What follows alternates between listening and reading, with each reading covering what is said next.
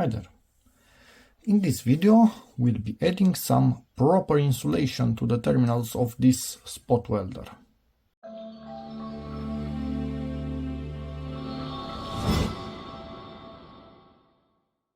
So, in the original video I had somebody comment that he finds really disturbing the fact that there's no insulation in here and the gap is really small, and yeah, this is metal and it hit me. He is totally on point. There is a really thin insulation, you can see it, but really that's not freaking enough.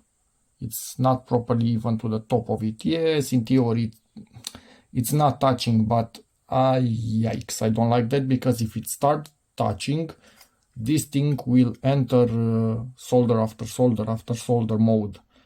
Basically kind of a self-destruct mode, and we do not freaking want that for sure. So let's open it up and see how I can enlarge the holes and add some insulation, I'm thinking.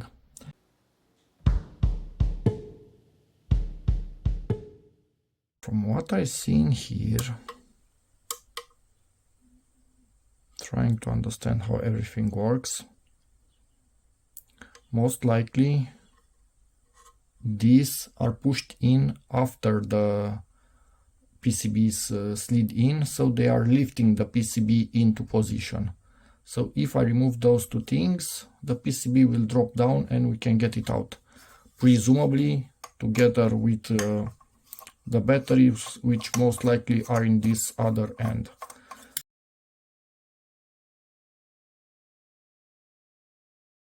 Batteries seem to be pouch cells, much smaller than the case would actually imply. What I'm not sure at the moment, I think this is double-sided tape, double-sided foam actually, so it's sticking here and it also sticks to this, I think, or maybe it doesn't. That is why they put this glue to keep it in place. But my real problem is now, do I have any wires allowing me to pull this, or I don't, and the batteries are directly connected, and I think they are directly connected, which kind of sucks. And this is what we're dealing with, just heat shrink on top of those things, which kind of sucks once again. Damn it. So this is not really such an easy fix.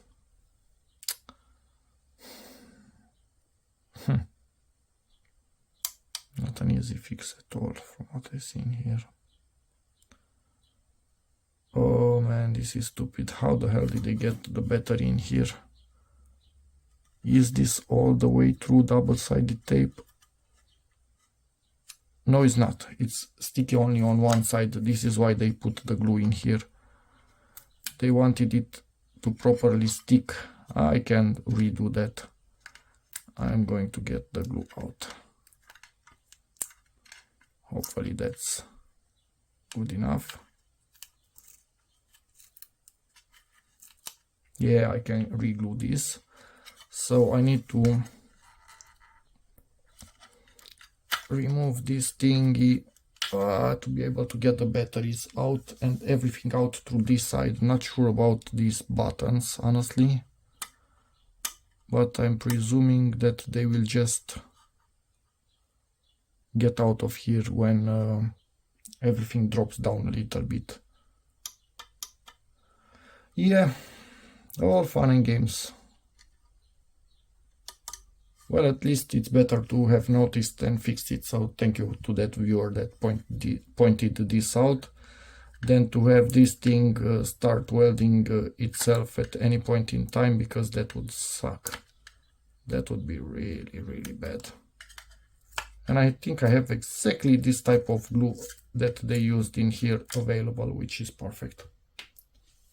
I'm not putting any sort of metal into this box. Oh, I was expecting this to move easier, honestly. Yep.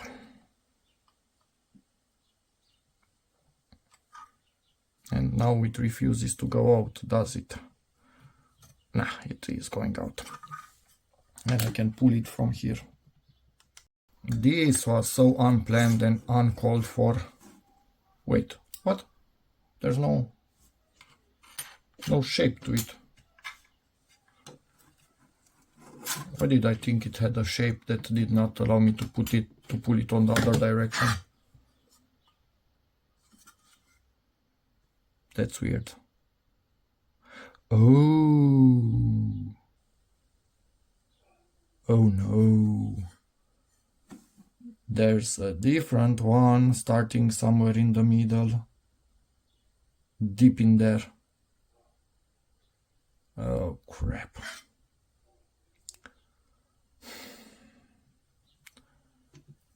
Really? This thing isn't even reaching enough. Oh yikes. Let's not short anything if we can, because that would be a really bad day. Yep, one is out. And I'm also sliding the other one right to there. I hope nobody will comment that they cannot see properly, because I'm also trying to not set this thing on fire by shorting or poking something. Yeah, so this is thinner. This holds the PCB, the other side does not really do much. And PCB is moving now. Okay, I guess. Yikes.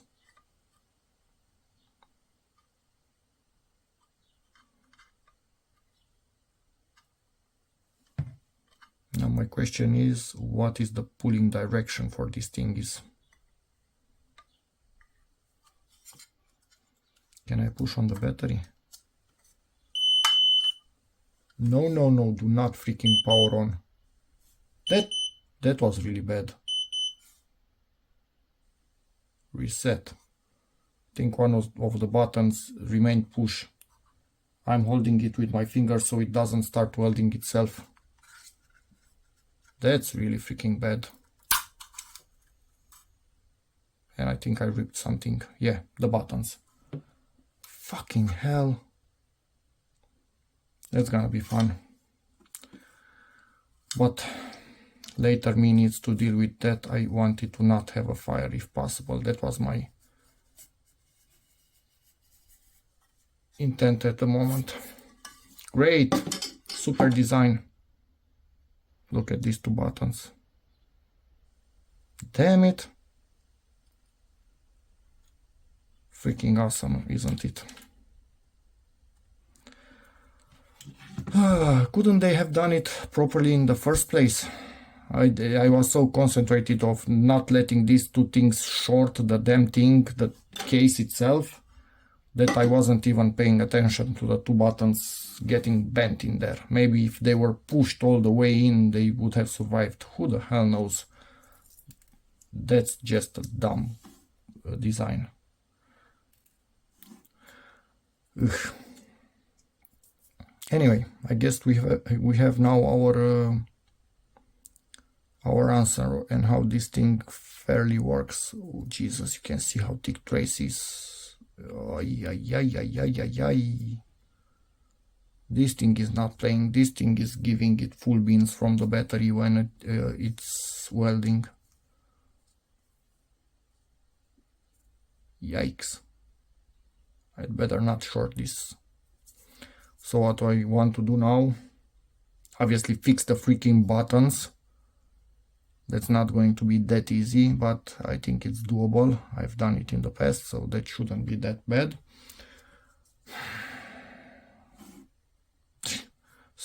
I cannot believe it that they made it so that these things are glued in here. They are not coming out. So, ugh. I'm going to enlarge the hole to the next step. Both of them, obviously. That's gonna be fun. Actually, I extended the holes 2 steps, and now I need to deburr the inside. put some more insulation on that thing and fix the damn buttons and hope they don't break when I put them back in. Awesome. In here I put back the metal discs and I'm just going to put the switch on top of it and make sure the tiny pins that are in there, what's left of them, will go through the holes in this plate, and then glue, a lot of glue on top of everything, hopefully to hold it in there well. There's a slight chance, but I don't know, that they basically came with this from the top and glued them in there. I tried to rotate to get it out of here, not rotating. There's a big chance I just break something. So I'm not sure if it will be going back the way it came out, because it might just rip these buttons once again. It might just not have enough space in there. Although in theory it should, but we'll see. It's going to be interesting. At least we will get a few scratches on the top of this for sure. Putting the buttons back, and I just put super glue in place of the heat riveting, and I will also put super glue all around, and be extremely careful when inserting this in, and maybe also put some hot glue, but I'm not sure that would actually help, because it might actually stick to the button itself and cause more harm than it does good.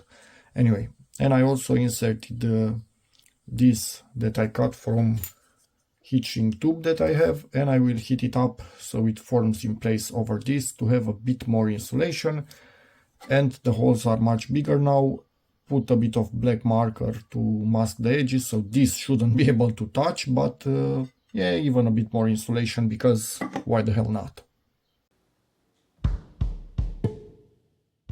And the buttons are fixed. Thick super glue on there, so should not rip apart, at least not easier than initially. Maybe they are even sturdier now, but this is not powering on anymore. And guess why? Fumes from the super glue managed to make their way inside of the switch and made a thin, probably coat on the contacts, just enough that it doesn't work anymore. And it's not the first time I've had this with super glue and micro switches. Great. I'm going to try and put some contact cleaner just a tiny bit next to this stem to go into the switch, and hopefully it will clear that up. And it worked perfectly.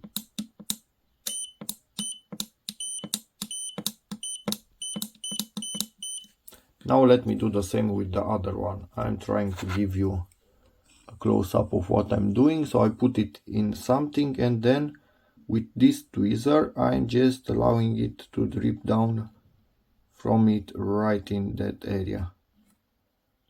Hopefully you could see. And then do this a few times, and obviously I will also be pressing on the button quite a lot. As you can see, at the moment it's not working at all, but this will make its way down there. I will put a bit more until it starts to work. While the buttons are drying up, let's just take a look at this.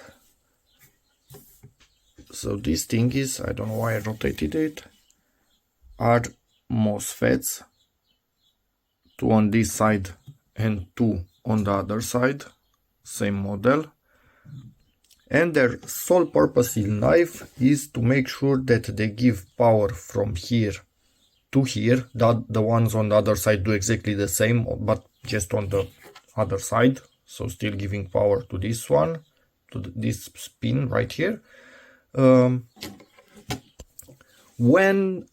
the electronics sense you've made the contact between these two, they will just briefly give power, boing, and then stop. As you can see, these traces are thickened. They have metal soldered on top of them, and thickened also by just having some solder in there.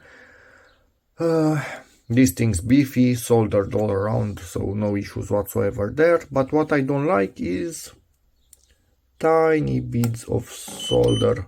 Yeah, I pressed the switch by mistake from place to place, and it seems they are actually under Are they under the top coat? They might be. That's a bit weird. So from when are they actually? Because if they are under that, they are not from... no, they are not under that. Just made the mark. Anyway, so there are a few areas like that are not quite perfect. And what I also don't like, these come really close to the edge. And the white line is showing us basically this limit right here. So up until the case can reach and the rails that hold it in place. So as you can see, there's not really margin for error in there. That's no bueno. So yeah, not really happy about that. On this side we have a bit more of a margin, but I think it's just from tolerances, so I wish they would have left more space in here. I will probably put some Kapton tape on the edges, because more the better. So more insulation, hopefully it will not do anything bad. They could have just made these gaps a bit wider for safety, honestly, but yeah, it is what it is. Let's see, still working. Yep. Yeah, still working. So the buttons I can consider now fixed. Put the Kapton tape and start assembling this thingy back together. And these things, as you can see, I left that high up so they cannot short with the case while we are assembling this. Even a worse place right there, because I'm suspecting this is positive. I think, no, this is negative. And oh no, this is also negative. So, yeah. One is switched and one is not switched. So, while it's bad, it's not short circuit kind of bad. So, I'm going to try and peel that off without damaging the solder mask. And yeah, from my understanding, what this is doing and how it's working, when you are spot welding something, basically it will just put these two in a dead short.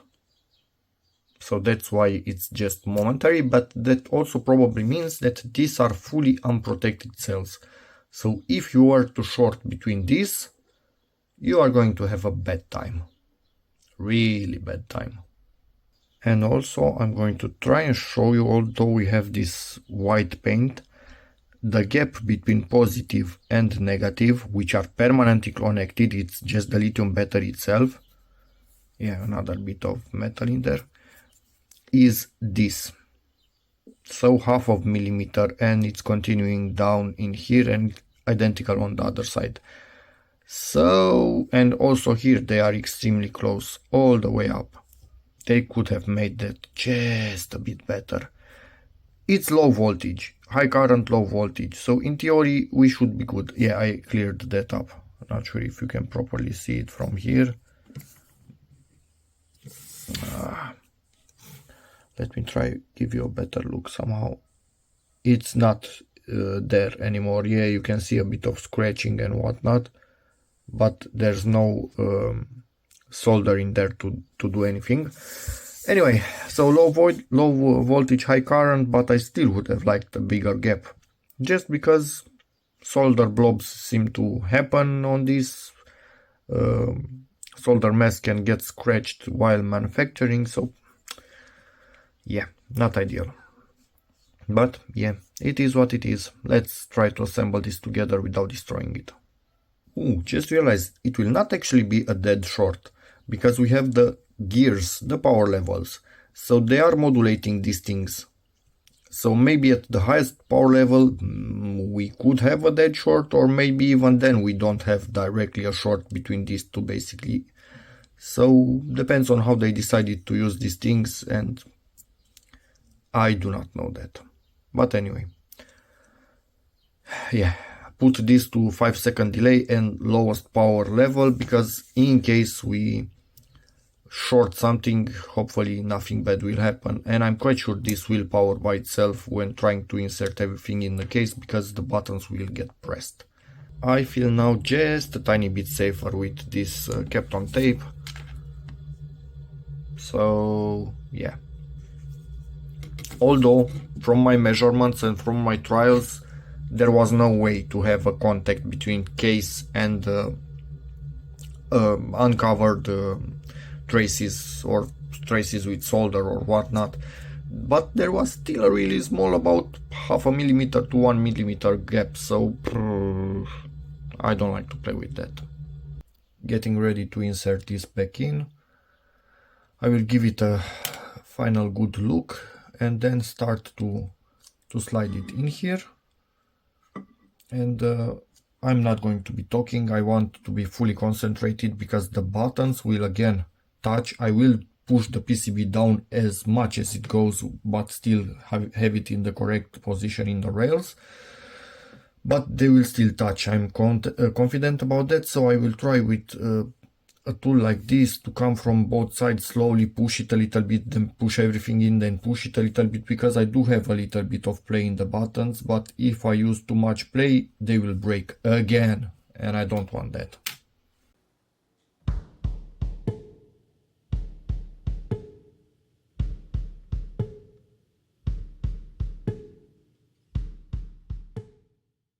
So I'm quite ready to insert this thing in. As you could see, I removed many more solder blobs from this thing. So the product in itself is good overall, has some small margins in some places where I don't like that, and the quality control is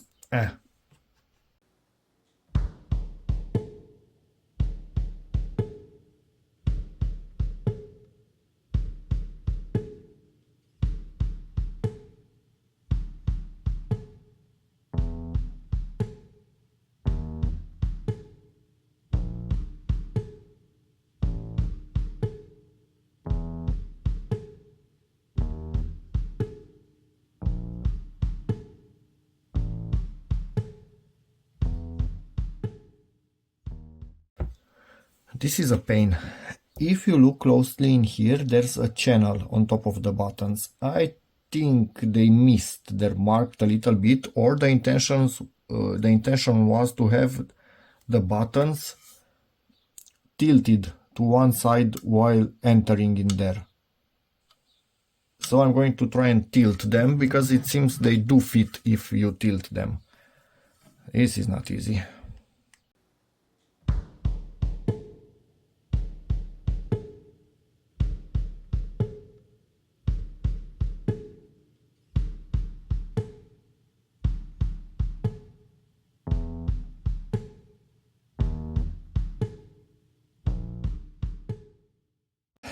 Well, the lower switch popped in to the upper switch slot, so now I will force it out of there somehow. I have no freaking clue, just by putting pressure on it and slightly pushing it down.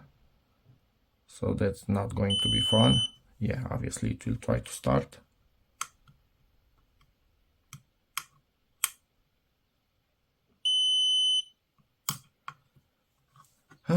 Yeah. Again, no talking for me, because this is... Many will say, yeah, but why are you making the video then if you are not showing how you do it? It's not possible. You need to try and see yourself. Do not bend the switch again down there.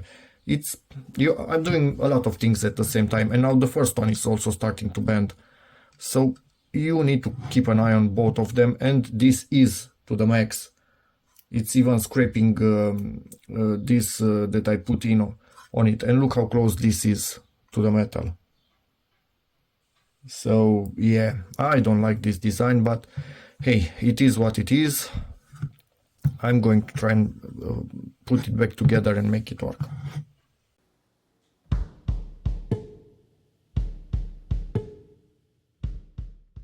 Finally, I moved the switch.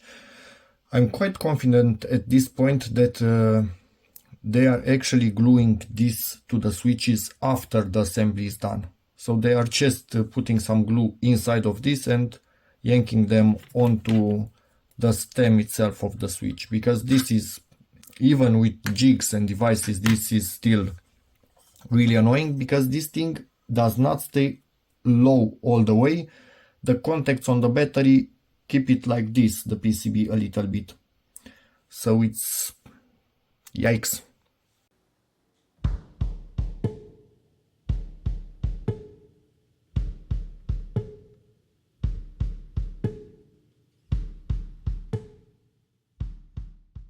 Okay, and they are in.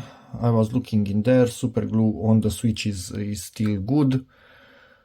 So we didn't break anything.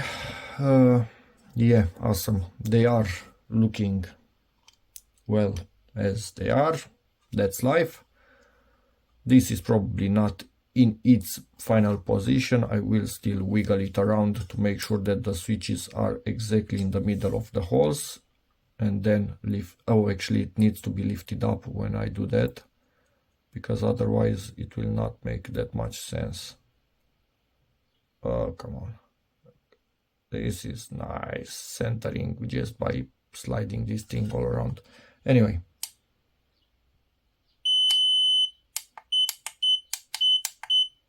Everything working. And these things will never ever short, although I think my gaps are huge now. I will put more heat shrink in here now that everything is back in. Otherwise maybe stuff will get inside of this, and we do not want any conductive particles making their way inside this. Before playing around too much with more heat shrink on this, I decided that I should better stabilize the PCB itself. Another bit of solder that might come out. No, it's not.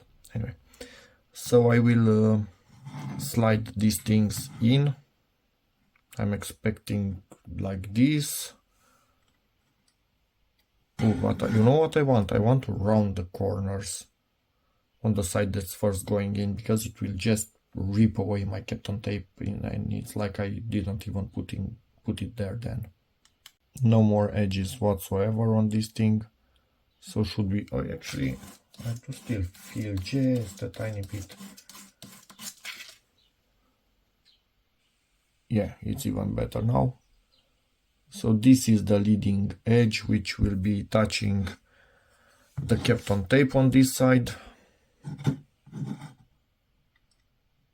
No, it's not scraping it at all. Why did it stop? Is there something in there? Did I miss anything? Oh no, I think it's actually just encountering more yeah, it's encountering more force because it's getting closer to the battery area, where the battery just keeps everything how it wants to. So this is one in, one end stabilized.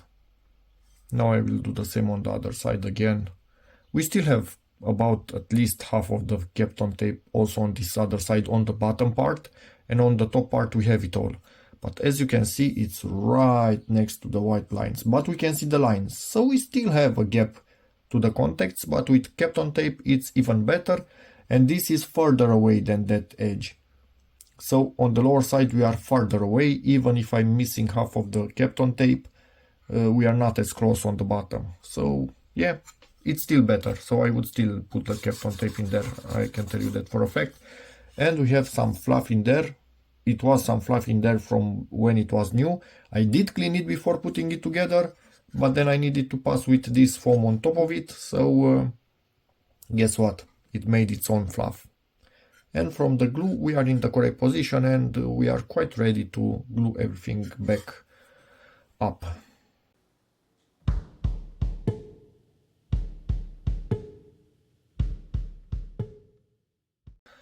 So you could see I put the heat shrink on this and heat it up with the heat gun. Made sure I do not melt anything in here, so it was just a little bit of heat. Then cut away the excess. This is excess right here, so this would not go in there. Now that it's cut away, it perfectly goes in there as it was before. But yeah, it's not that pretty, but it's damn effective. and then I will just put some glue in here to make sure that this tube cannot come out by itself, because it's just stuck in there. So if I would pull with something from it, it would come out in the end. So some glue will keep it in there forever, and close the covers and we should be done. And yeah, I use something like this to cut away the excess, really sharp and really small, and it's a tedious job. It's really annoying, but I need to do it. While getting ready to close this up, I noticed something else. These contacts are almost at the edge of the PCB, and basically this is the metal. Yes, it has this, I don't know if it's paint or whatever the hell, anodizing or whatever it is in here, but really much too close. So Kapton tape in here, yeah, glue plus Kapton tape plus a bit more Kapton tape in here. It's a bit over the USB Type-C connector. Do I care about that? Hell no. Better see just a tiny bit of Kapton tape in there than having a short. So, in theory, everything is okay now. 3 layers of Kapton tape should be in here in total. So, yeah, shorts should not be possible. Let me put the screws back in and this end is done.